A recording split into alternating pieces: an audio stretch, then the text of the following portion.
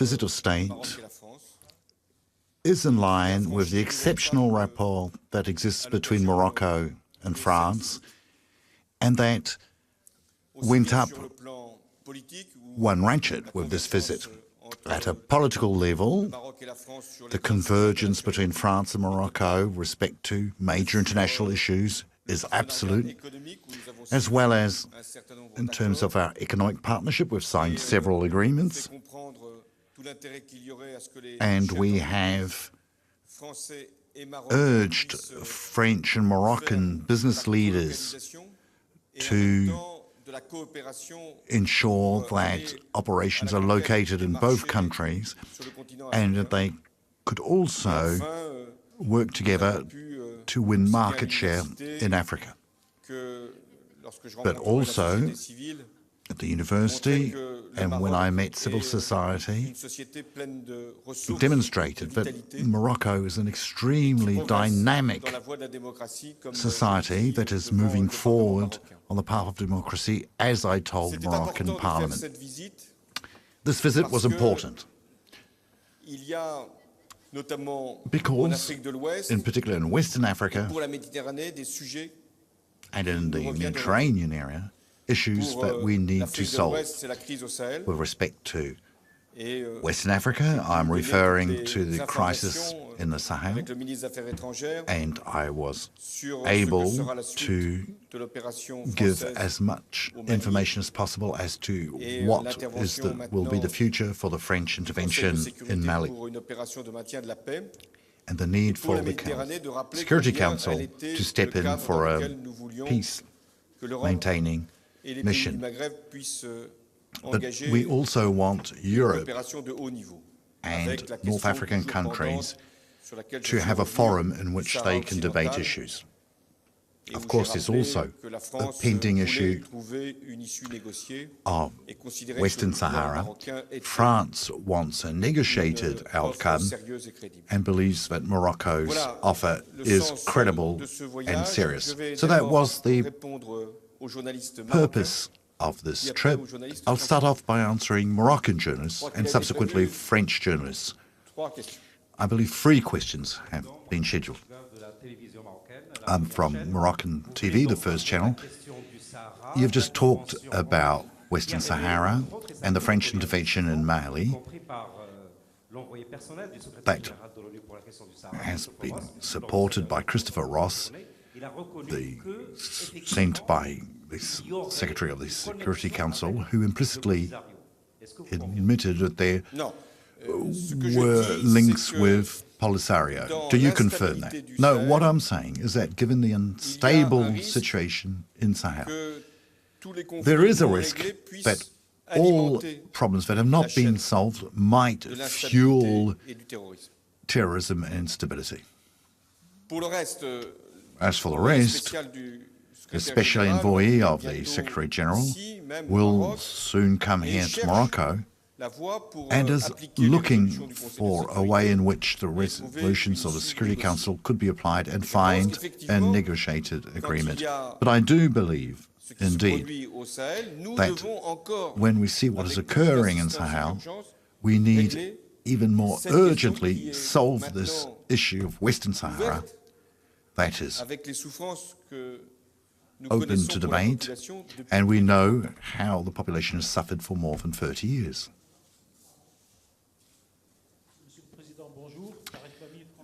President, I'm from Maghreb too, in Paris. In your speech yesterday in Casablanca, you talked about terrorists and the fact that you feared that the opponents to Assad in Syria might become jihadists. But is it the situation in the field that forces you to use the words,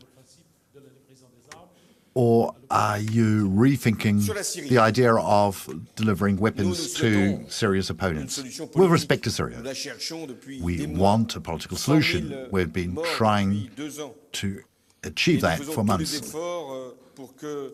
100,000 people have died in 2 years, and we're doing everything we can to make sure that the Syrian government eventually understands that it has to step down. We're trying to convince the Russians that they should help this political transition. At the same time, at a military level, we have evidence that the regime is crushing the civilian population. So we've said that this was an absolutely unbearable imbalance. But the embargo will run until May. The decision will have to be taken at a European level, and conditions have to be met before it is lifted. And the first one is that the Syrian opposition must be united. And we have already officially recognized the opposition. But in the last few weeks, once again, there have been quarrels, divisions, debates within the opposition. And the second condition we are setting is also mandatory. Should the embargo be lifted, we cannot deliver weapons to groups when we have grounds to fear that they might use them subsequently against our own interests in particular. So for the time being, we are trying to help the opposition get structured, and we want to apply pressure so that a political solution is found. President, I'm from a French Morocco daily. Now, with respect to human rights in Morocco, what are your expectations? You're a great friend of Morocco. Well, in Morocco, a process is underway. It has been underway for 10 years. There is a constitution that was adopted in 2011. And it includes undeniable steps forward. Stages have been completed in terms of freedom of expression and the right to have various political parties. All this has unfolded in a calm situation, thanks to the efforts of the king, but also because political parties have lived up to their duties. But there are always delays, and we don't believe there's any need to exert pressure. But we do tell our Moroccan friends that this process needs to be completed at the pace they believe is best in terms of defending human rights. And with respect to women's rights, progress has been achieved. And should we not acknowledge that? Therefore, not help Morocco become an example for other countries. So, I talked with the King of Morocco. They were very clear and frank conversations. And I must say that he indeed is committed to achieving progress in these fields, in terms of human rights, for instance. And he has similar concepts to ours in terms of protecting the environment, sustainable development, access to critical services.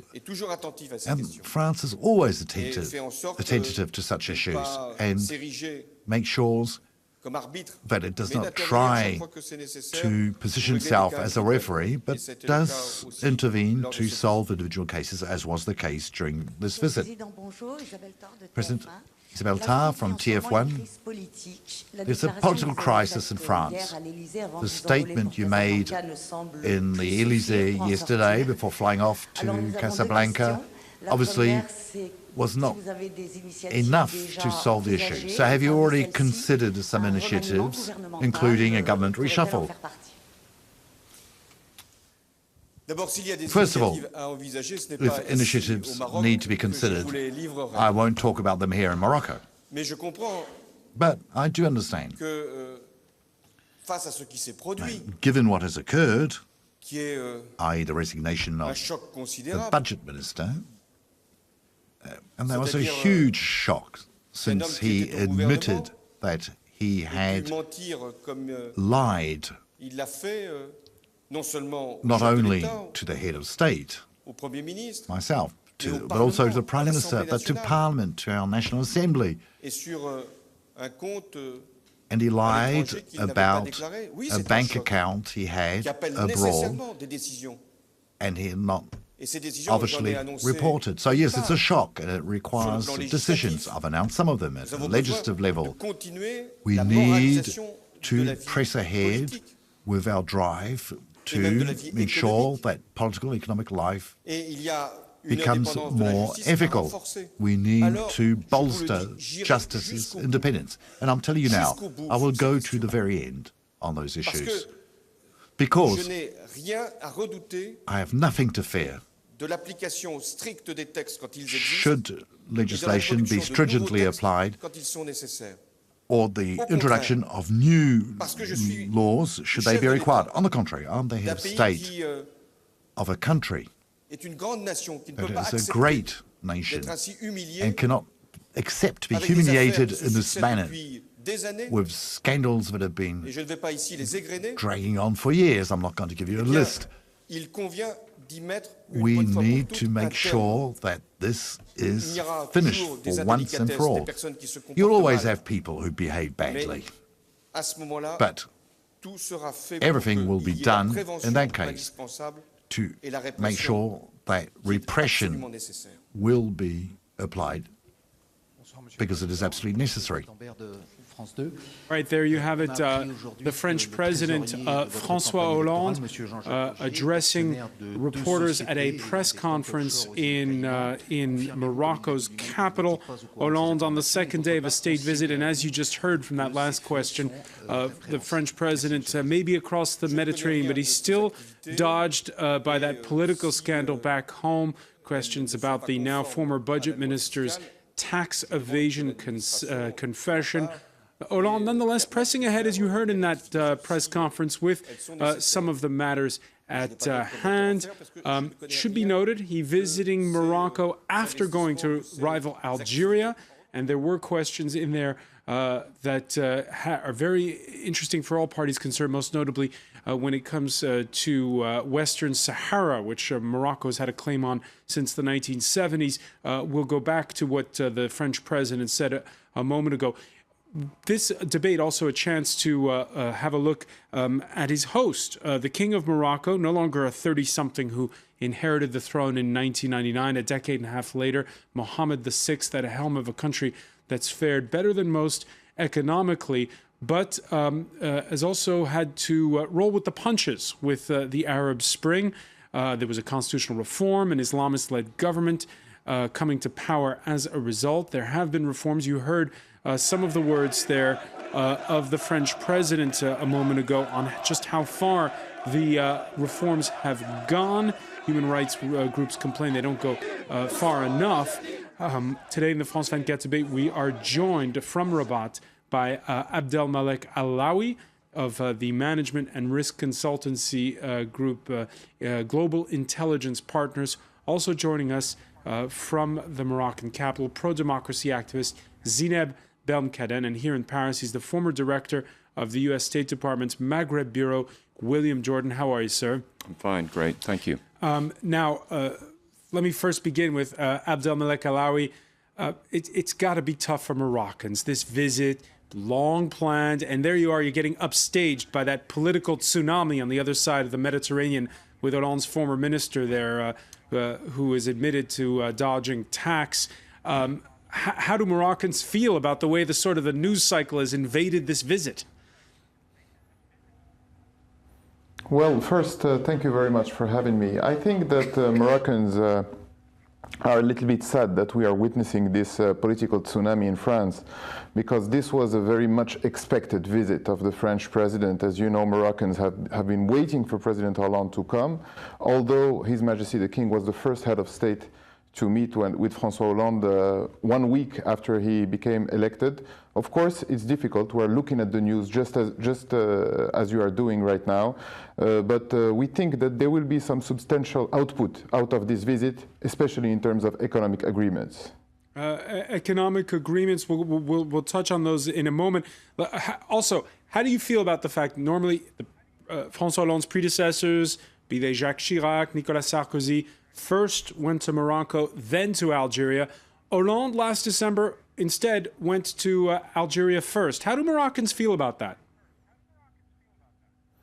Well, I think there was some explaining to do about this. Last year was the 50th anniversary of Algeria independence, and you know the very complex relationship that you have between Algeria and France. I think that the French president had to make a choice. It was symbolic and important for him to go to Algeria because there are so many unresolved issues that he has to deal with. At the same time, as I told you before, the Moroccan king went to the Elysee Palace 1 week after President Hollande was elected. So in terms of symbols, everything looks smooth right now. Everything looks smooth. William Jordan, do you agree? I wouldn't place too much of an emphasis on this order in which the visits take place. I seem to recall that in 2007, when Sarkozy started going to North Africa, he actually went to Algeria first, but on a non-chief of state visit. He just made like a quick sort of courtesy stop. And then eventually he made his first official sort of state visit to Morocco. So I think that everybody gets too caught in the details of these kinds of protocol issues. I agree with the person in Rabat who said that essentially this is, all this means is that everything is normal and running smoothly between Paris and Rabat.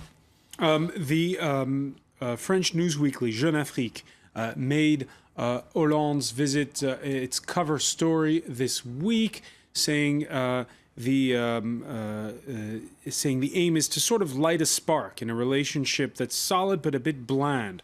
For the French left, Algeria has long been the destination of the heart, it says.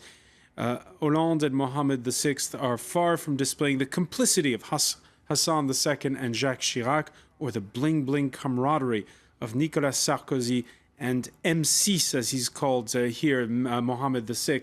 Zineb Benkaden, how do you see bilateral relations between France and Morocco? Hello, good evening. First of all, thank you for having me.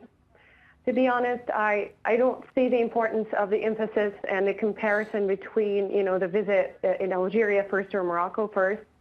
To me, the importance of the symbolic is there. There's been a pompous and ridiculously expensive ceremony in which people were hired and loaded into buses to make it look as if it were a popular welcoming of François Hollande. François Hollande's visit and the Republic's alliance with the Makhzen, or basically the palace, and the executive branches, the Ministry of Interior, Secret Services, and so on, is reminiscent of its alliance, of the Republic's alliance with Ben Ali, with Tunisia at the time when it was led by a dictator. I think it's a top-down alliance of convenience between France and Morocco and the Moroccan palace. The symbolic is important.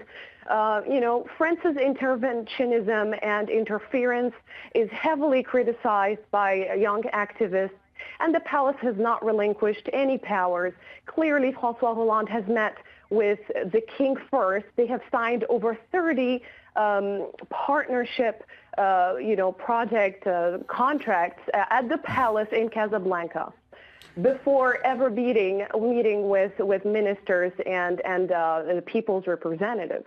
So. Zineb Benkaden, it's true that the relations between French politicians and Morocco is long running. Many, including the government spokesperson, are of Moroccan origin here. But there are also bilateral trade relations which are very strong, and it's not just big companies; it's small ones too.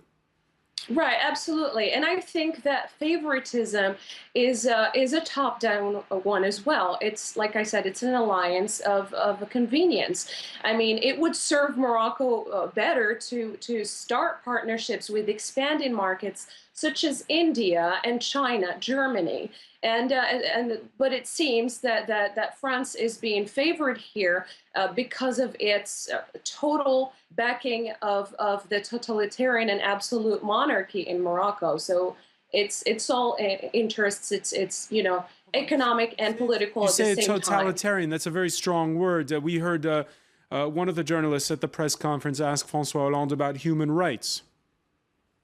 Well, I think again, I don't think that France has much to do with possibly intervening in terms of human rights, and the reason is that actually one of the French companies, namely Amesis, has exported a program called, which was used in Tripoli, by the way. It was used at the era of totalitarian and autocratic rule in Libya before the revolution, and it's called deep packet inspection. And this has been, a known deal, and it has been reported by memfakinch.com, which is the leading independent information portal in Morocco. So, like I said, these economic ties, they do hinder the Morocco's ability to transition towards a democracy and to transition towards more human rights. It seems that we are, as activists, watched through this program that was, exported by France. So there's a huge issue there. Let me bring in Abdelmalek Alaoui here.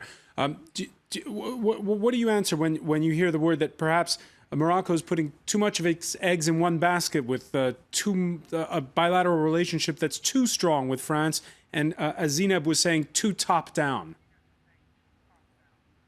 Well, actually, in terms of economic balance, the relationship with France is very strong, but it is a two-way relationship. 22% of Moroccan exportations goes to France. There is 1 billion euros of foreign direct investment coming directly from France. 3.3 million French people visit Morocco each year, so they are important in the balance. And historically, we have ties with France that are very strong, but Morocco is trying to expand. We are not trying to expand towards Germany because it's complicated, but we are going south. We are going to south of Morocco, in Africa, in the UEMOA zone and the greater Northwest Africa, because we cannot expand at the east, because the frontiers are closed with Algeria. But Morocco is going very vividly and very aggressively towards African markets. And I think there is an illustration of how Morocco is becoming a democracy, is that in your debate, we are able to have analyses that are contradictory, and even though sometimes we have some conspiracy theory analyses that are coming with this analysis where we think that there is an alliance between the Makhzen and the French government, I think that the reality is much more contrasted. It is complicated, and it is very much more complex than that. William Jordan, when you look at Morocco today compared to what it was before those constitutional reforms of 2011, what do you see? I probably tend more towards the view of the February 20 representative that the changes are more cosmetic than they're real. I mean, I think that the PJD in power, the Islamist party, being technically in the prime minister, having the prime ministry and being in a coalition for running the cabinet. It's all very well and good, but it raises a lot of questions about just what exactly it means in real executive authority, because there are still a large number of advisors in the palace who really run things in the country, and it tends to undermine this whole concept that there's been a significant change, and in as much as, in a way, February 20, which was the main force on the street, making the protests in 2011, was bypassed to go to, via the elections and this change of the Constitution, to the PJD and groups that would basically work with the palace, I think undermines a lot of the argument that Morocco has turned a major corner. All right, you mentioned February 20th. 2 years ago, when a wave of protest hit the Arab world, Morocco no exception, the February 20th movement pressuring the palace to reform. A new constitution followed with more checks and balances, which enabled the moderate Islamist Justice and Development Party to win. As you've been hearing, there's a debate as to how much those reforms have gone. Reforms which, by the way, drew praise earlier in the day from the French president when he addressed the Moroccan parliament. Every day your country takes decisive steps towards democracy. Perhaps not everything is progressing as quickly as some of you would like. There are always criticisms, always improvements to be made. That's your responsibility. And our role is to support you in this. Yet Morocco is buzzing itself as a country of stability, as a peaceful country, and must pay homage to King Mohammed VI's desire to implement reform. Zineb Belmkadem, François Hollande in the press conference we saw a short while ago, going further, saying Morocco's advanced by stages, by steps, made in an atmosphere of stability and calm. Of course, that a reference to the upheaval we've seen in some countries where the economy is on the ropes, like in Egypt or in Tunisia. What's your reaction when you hear the French president? Well, to be honest, like I said, that would be a convenient statement to make. We believe that no progress has been made whatsoever. Activists were jailed. Some of them are still in jail, serving sentences, serving for crimes that they did not commit, for going out and protesting or making the voice of the people heard, for wanting a democracy or more a democratic Morocco. And therefore, and even when we hear that people are rejoicing because Al-Haqad, the rapper, has just been released, he has not been acquitted. Therefore, he served the full sentence, which, it was completely unfair, as he was innocent. I still think that there are major human rights violations in Morocco. I don't think that any steps were taken. And I agree with the view that all of the changes are cosmetic, just made so that Morocco would look like it's progressing. It's been this way for over half a century. We've always been saying that Morocco is, transitioning towards a democracy, so on and so forth. But like I said, the symbolic is really clear. All of the keys are in the king's hand. He holds all of the powers, and therefore there have been no steps made towards democracy. Last weekend, there were protests by trade unions, protests that went off peacefully, trade unions unenthused by Prime Minister Ben Kiran and his team. Our aims are to protest against the government's attacks on the freedoms of the trade unions, to protest for our rights that the government is trying to snub out, and to protest against the absence of an institutional dialogue. Abdelmalek Alaoui, again, how do you feel the country has changed in 2 years when you hear that trade union leader? I think first that one should set a little bit the scene. There is one thing that is very important, is that the whole world and the whole region is in economic trouble right now. In the aftermath of the Arab Spring, people have urgent needs and they have ambitions for their regions. But strategy needs time, and we need to wait for the trickle-down effect of some of the reforms. But I agree with the part of the views that were expressed. There is much to be made, much more efforts that should be made in terms of democratization, in terms of reform of justice, and in terms of trust. Because when you hear the trade representatives, they want an increase in the salary. But in Morocco, the main issue is how do we create growth? How do we create sustainable growth? There is a whole economic model that should be reinvented. Morocco's economy, by the way, faring better than most of its neighbors, but it's a bit of a seesaw. We can perhaps show you the growth chart, growth slumping to 2.4% in 2012, but it's predicted that it will go up in 2013. The reason it goes up and down is because of, agriculture. It's the make or break sector of the economy. And in Abdelmalek Alaoui, I know that there's decent rainfall forecast for this year. Morocco's economy too dependent on agriculture? Absolutely. I think that most economists agree that our dependence to agriculture is something that we should fight. And this year, because we have good rainfall, I think it's not very good news, because maybe that the government won't make the drastic reforms that he has to make, especially in the decompensation system and in the fiscal system. So for us, the most important thing is to find a new way to create growth that is not just relying on agriculture. All right, try to create new growth that's not just relying on agriculture. William Jordan, when you look today at the economy of Morocco compared to its neighbor Algeria, obviously the big difference being that Algeria is a major oil producer and a country with a larger population. What do you see? Can reform come about in an evolutionary manner? Well, I tend to, first of all, the populations in both Algeria and Morocco are roughly the same. So you've got actually many more people in a smaller landmass in Morocco, although the concentrations tend to be roughly similar. I think the issue in Morocco is that only crises force change. I mean, we've seen that, except for the beginning few years after sort of he settled in and began to get rid of people in the Ministry of Interior, like the Minister of Interior, Driss Basri, that his father had used to terrorize or oppress Morocco. Other than the initial burst of reformist energy, King Mohammed has more or less fallen back on soft pedal and has only reacted when crisis situations have confronted him, and which is what happened in 2011. And I suspect that a lot of the real change and reform will continue to follow this dynamic. I mean, if you have a series of catastrophic droughts and a failure of the agricultural system, that's going to require some sort of a change in that.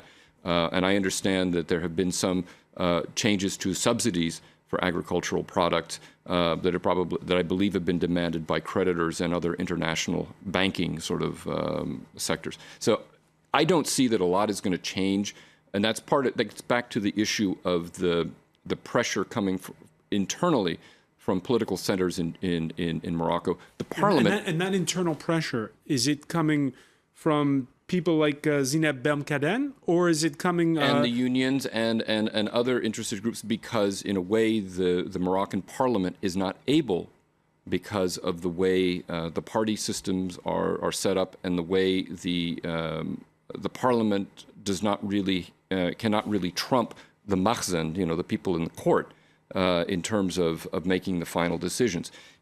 So you end up with a system where there is no real counterweight to the king's final say, or you could go back to elections and probably end up with another group, another constellation of forces in parliament that would put in a different prime minister and a different cabinet, and get what the result that the palace wants. And what about a more? Could the pressure also come from Islamists who are more hardline than the ones that are in power? We saw there was a bombing a few years back in Marrakesh.